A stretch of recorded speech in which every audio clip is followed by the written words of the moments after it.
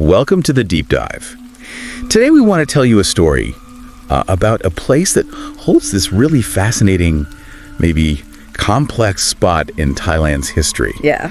A legendary amusement park, the country's first, actually. That's right. We've been looking through, quite a few sources, and they show these different layers to the story. There's the park's, exciting start. Mm-hmm. Then you've got these really persistent, spooky urban legends that kind of grew out around it. Right. And then there's one specific documented tragedy that's, it's pretty hard to forget. So our goal here is to sort of unpack all of that for you, to try and understand the journey of Happy Land, not just the physical place, but how it sits in Thailand's collective memory, Yeah. shaped by both what really happened and the folklore. Exactly. It's this narrative where, fun and fear and maybe even a surprising business angle all get tangled together. Okay, let's explore this story then.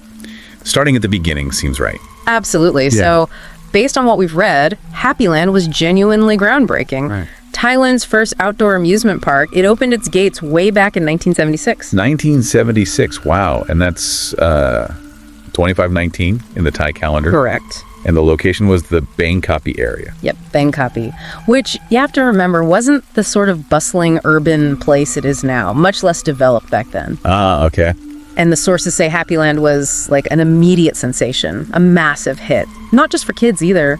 It was big with people of all ages. It even mentions it was a popular dating spot. Yeah, apparently so. For young couples at the time. I thought that detail about families packing their own food in Pinto was really telling. Mm-hmm. Those stackable lunch boxes. It really paints a picture of it being a full day out, needing to be prepared because there wasn't much else around. Totally. It shows the level of excitement, right? That people would make that effort. And the attractions themselves. Well, the sources list the classics. Like a Ferris wheel, roller coaster. Pirate ship, the Rua Hansa they called it. Carousel, the Ma Moon. Standard stuff, but also... They had unique rides, too, imported ones. Exactly. From Japan, from Europe. And you've got to think, in 1976, Thailand, getting these modern international rides, that would have been incredibly impressive. Yeah, really state-of-the-art for the time. It made Happy Land feel like, a window into the future of fun. It quickly became the place for modern entertainment. A place full of laughter, excitement. Mm-hmm. Sounds idyllic, almost. It does, but... as the sources make very clear, that's only one part of the story. Okay, here's where the mood shifts a bit, I guess, towards the legends. It definitely does. Happy Land, despite that bright start, pretty quickly got tangled up with something, much darker in the public mind. The sources talk a lot about the spooky rumors, ghost stories. And the most common ones seem to be about child spirits, right? Yeah. People claiming they heard or even saw ghosts of kids playing after the park closed. Yeah, exactly, like their voices were still on the rides, that kind of thing. The folklore often frames it as, these poor kids died tragically at the park and maybe don't even know they're dead. They're just stuck looking for the rides. And then the rumors got even worse. Yeah. Like actual foul play. Well, yeah. The sources do mention whispers of that. Stories about a supposed murderer targeting children inside the park. Oh. Killing them and hiding the bodies, supposedly in the haunted house, the Bon Pising. That's really grim. It is, and alongside those, you also get stories of accidental deaths on the rides themselves. Kids falling from the Ferris wheel, the carousel, thrown from the roller coaster. Drowning near the pirate ship, even. Mm-hmm. All these different tragic scenarios, it just creates this chilling undercurrent beneath the park's surface. It's fascinating, though, isn't it? How quickly these urban legends can just sort of take root around a place. Yeah. Especially one with crowds, maybe some accidents, or just unknowns. Absolutely. They tap into fear, uncertainty. But it's really important to stress this. The sources are quite clear that many of these stories, especially the murder rumors, lack any documented proof. Right. No evidence. They're firmly in the realm of folklore, part of the park's legend, not necessarily its documented history. Okay, so lots of spooky talk, maybe not much hard fact behind a lot of it. However, the sources do detail one specific documented tragedy. Something that undeniably happened and really cemented that haunted reputation. Yeah, this is where we move from rumor to a confirmed, very tragic event. It involved the Ferris wheel. And this happened later, right? Saturday, June 4th, 1986. That's the date given, still at Happy Land in Bang Kapi. And the sources say, police got involved after a mother reported her son had been killed while he was with friends on the ride. Yes, his friends witnessed it, and the description of what happened, according to the source materials, is quite graphic. How do they say it happened? Apparently, while the Ferris wheel was moving, the boy leaned his head out of the gondola. Oh, no. And just instantly, his head made contact with the ride's metal support structure. It severed his head. God, that's horrific. His head fell down while his body remained in the seat. Just awful. And the aftermath sounds like pure chaos. The ride operators. 2 mechanics, yeah. They heard a noise, apparently, but the machinery was loud. They didn't realize what happened until they looked up and saw, well, blood and body parts. So they stopped the ride immediately. Stopped it, brought the body down. Obviously a horrific scene. A crowd started gathering, and the sources recount them in that moment, putting the boy's head in a plastic bag. Okay. And then into a tin container, a peep, the source calls it. A peep. Like a biscuit tin. Yeah, exactly like that. A lidded metal tin. It's such a mundane detail in the middle of this absolute horror. It's quite jarring. And then they rush the body to a hospital. Right. But this is where the confusion starts, according to the sources. Police arrive at the park, start interviewing the mechanics. Park staff tell the police the body's gone to police hospital. Okay, standard procedure maybe? So the police and the boy's family head to police hospital, but no record of the body arriving. What? Why not? Seems like a miscommunication. The park staff had actually taken the body to a different hospital altogether.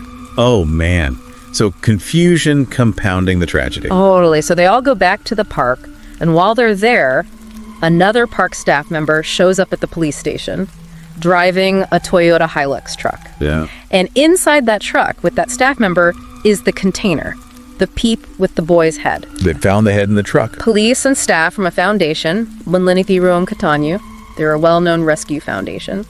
They retrieved it there. So then finally, both the body and the head were sent to police hospital for the autopsy. Correct. And the 2 mechanics operating the ride were taken into custody. And the sources also mentioned the legal side of things afterwards. Compensation talks. Yeah, negotiations between the park management and the boy's mother. What was the outcome there? The initial offer reported was 5,000 baht. It eventually settled at 25,000 baht. And the source puts that in context, right? About the mother's situation. It does. It notes she was a construction worker, earning maybe 30 baht a day back then, and that her son was a good student, had scholarships. Just underscores the immense loss beyond any financial settlement. Definitely. Did the park make any official statement? They did, according to the sources. They expressed sorrow, but they called it an unavoidable accident. Unavoidable. That was their wording. They also suggested it was partly the child's own carelessness. Placing blame. And they emphasized the ride itself was safe, installed by skilled Japanese technicians. Safe, if used correctly, was the implication. What about the whole hiding the body perception? That confusion with the hospitals? They claimed that was just a misunderstanding about where the body was being taken, not an attempt to conceal anything. And they stated they felt they'd compensated the family sufficiently. Okay. So a lot of the ghost stories might be folklore, but this 1986 tragedy was horribly real. Absolutely undeniable. And that specific event, landing on top of all the existing rumors about ghosts and other incidents, it really solidified Happyland's public image. It became known as the Swan Sanuk Phi Sing, the Haunted Amusement Park. Cursed, even. Yeah, and that reputation, as you'd expect, had consequences. The sources say people started staying away. Fear took over. Business dropped off. So you'd think, okay, that's it. The hauntings, the terrible accident. That's why it closed down. Makes sense. It seems like the obvious conclusion, doesn't it? Based on everything we've just discussed. Yeah. But here's where the sources offer a different perspective, a bit of a twist, maybe. It comes from the park owner's account in the material we looked at. Okay, so if it wasn't the ghosts or the accidents causing the closure, what was the official reason? Well, according to this account, the owner's father was heavily into real estate development. Right. And Happyland, when they built it back in '76, apparently had another primary purpose, beyond just being a fun park. Which was? It was mainly conceived as a marketing tool. A marketing tool. For real estate. How does that work? Exactly. The strategy apparently was to build this big, exciting attraction in Bang Kapi to draw huge crowds, generate buzz. Make the area desirable. Precisely. And specifically to drive up the value of the surrounding land, which they planned to develop into housing. So the whole amusement park was basically a ploy to increase property values. That's the claim made by the owner in the source material, and according to him, it worked like a charm. The land value shot up just as they'd planned. Okay, but wait, this is where it gets confusing with the dates, right? We talk about the accident in 1986. but the owner's account says they decided to close the park after just 4 years. That detail is definitely in the sources, yes. Closing after 4 years would put the shutdown around 1980. Which is 6 years before that documented Ferris wheel tragedy. Exactly. It's a major discrepancy in the timelines presented within the sources themselves. It really highlights this potential gap between the official business story and the public memory, which is obviously heavily colored by the later tragedy and all the spooky folklore. So if we follow the owner's account, Happyland didn't close because of ghosts or murders or even that awful accident. It was a planned obsolescence. It served its purpose as a real estate driver, and then they shut it down. That's the narrative presented from the owner's side in the sources, yeah. Its strategic goal was met, so it closed. The land was then carved up, sold off for housing projects, villages, things like that. Wow. Okay. What about the actual rides? Did they just get scrapped? No, apparently some of them were sold off. The sources mentioned they went to another amusement park that was operating in Bangkok at the time. Which ones? The sources specifically list the swan boats, something called the Small World Carousel, a rock and roll ride, and the fighter plane rides. So little pieces of Happyland literally went on to entertain people elsewhere. Yeah, remnants of it survived, even as the original place became, just land and legends. Adds another layer, doesn't it? It really does. So wrapping this up, Happyland starts in 1976 as this pioneering, super popular symbol of modern fun in Thailand. But almost immediately it gets wrapped up in these spooky urban legends, child spirits, dark deeds fueled by fear, amplified by rumor, mostly without solid proof. Then comes the undeniably real tragedy in 1986, the horrific Ferris wheel accident, which scars its reputation deeply and likely scared many people away. But then there's this other narrative from the owner suggesting the real reason for closure, possibly even happening years before that main tragedy, was just cold, hard business strategy, real estate development. It's such a clash. The public narrative driven by fear, folklore, and real trauma versus this behind-the-scenes business calculation. It really makes you think, doesn't it? How the story of a place gets written. How much is fact? How much is fear? How much is driven by things we don't even see from the outside? Yeah, absolutely. And it raises that question. How do we balance, the excitement we want from public spaces with the absolute need for safety?